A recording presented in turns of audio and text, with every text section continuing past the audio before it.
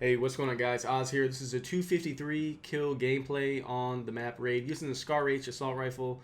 I got my trusty bacon camo. I told you guys bacon is God. I wasn't lying when I said it, man. Every big game that I've got so far has been with this bacon camo. Class setup is on your screen. I went ahead and put that out for you. And ooh, what are you doing in the corner, son? Give me that capture kill. That capture kill actually really helped me right there because it pushed me into a quick escort drone. And the key to getting a big game is to get a really good start. You always want to start off strong. That's pretty much been my downfall. Is those of you that have been following my stream, I've been kind of streaming this whole road to the 300 kill game thing. Had a lot of 200 fails, a lot of games where I go like 160, 170, and I end up with like a second round 100 kill round, but I got off to a slow start. So pretty much to get the 300, I have to have a second round like I had in this game. The second round in this was like over 150 kills. I think it was 153 to be exact.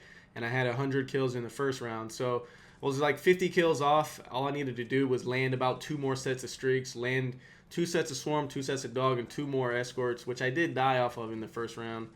I think I cut out, a big portion of the first round because I wanted to get right into the second. But yeah, like I was saying, guys, I've been going hard on the 300, and I'm actually been trying out every setup possible. You notice off my class setup here, I'm not even using toughness. I've gone back to using C4s. I'm just trying things out. A lot of people tell me to use the Lodestar, but kind of like my way of thinking is like, all right, if I'm going to go for 300, I need to get a lot of gun kills, which is also why I run the tactical insert. A lot of people don't like to tactically insert, and those are probably the guys that run the Lodestar. It probably would be better. I mean, to get a 300, you can't really die anyway. But in my opinion, you can die. You just got to hit your swarm first and then get killed. And that actually is why I got lucky. Why I got lucky in this game. A lot of times I did earn my swarm, but I would die right after. Whereas in my fail games, the games that are only 130 kills, I end up dying as soon as I get the escort drone. So that's the difference. But something I want to talk about in this gameplay, I want to get away from the gameplay for a little bit. I was watching a little bit of the Xbox reveal yesterday, and I didn't get a chance to do a video on it. But everyone that I was tweeting to, they want to know what my opinion is about it. And to be honest, guys, I don't really have an opinion about the Xbox One. I mean, pretty much all they talked about anyway was how they're integrating, I don't really know. I don't really care. Integrating TV, basically this is like an all-in-one system. I don't really care about that. I mean, I have a cable box and I don't need another cable box. Don't really care what's going on with the Xbox One. I just want to find out what the games are going to be about. And we're not going to find out anything about the games until E3. So that's what we're waiting on. We just got to wait till E3. We got to see, what systems are going to have exclusive titles. I don't really know what system I want. Xbox One or PS3, or excuse me, PS3, PS4. I don't know what I want. And that's what I advise for you guys is if you're wondering like, okay, what system should I buy? I would advise not buying anything off the start. Number one, it's going to be a ridiculous price.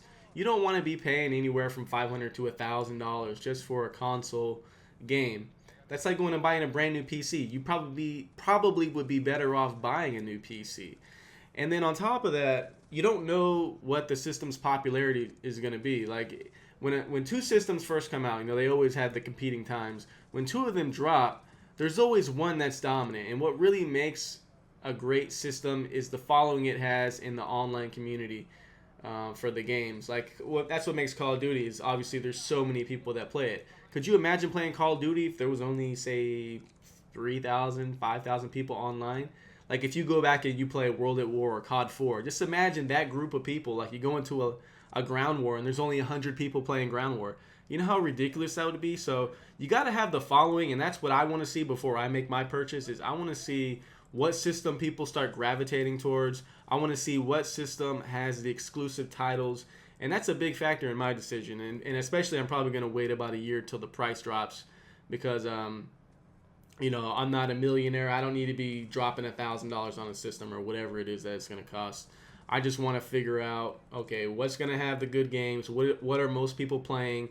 I want to weigh out the incentives. Okay, if I get this system, how's it going to be versus this system? And you just got to wait on those things. So as far as Call of Duty goes, they showed like these rotating screenshots, the 360 view, but guys, that's just a picture, and it looked really good. You know, you can really see the details in the K9 units with the C4 strapped on them, and you can see the detail in the guy's eyes and all of these things. But how is that going to look when it's running at 60 frames per second, or 100 frames per second, whatever the hell it is? It's going to be on the new generation console. How is that going to look when everything's flowing at full speed? It's not. It's definitely not going to look that detailed. And if it is going to look that detailed, then that would be awesome, and that might actually be an incentive to actually want to switch over to the new consoles. But like I said, guys, wait a little bit before you make your decision. You don't need to buy the system right off the get go. Me personally, I'm waiting. Like I said, I'm waiting about a year, and I want to see which one gains the popularity, and then I'll just make an educated decision. The money. Don't go out and ask your mommy, daddy to buy you these new systems. The money is not worth it. That $1,000 could be put to something good, like your education. Just wait for that price slash. It always happens every year after the console drops. So hope you guys enjoyed this gameplay, man. The final score on this one was, I believe, 253 to 5, which is my highest kills so far in Black Ops 2. Also, be sure to follow my live stream if you guys want to see more of the road to the 300. I don't know if I'll ever get the 300, but definitely I'm having a lot of fun times when it goes right trying to get this thing. So hope you guys enjoyed the vid, man. Follow me on Twitter. Peace.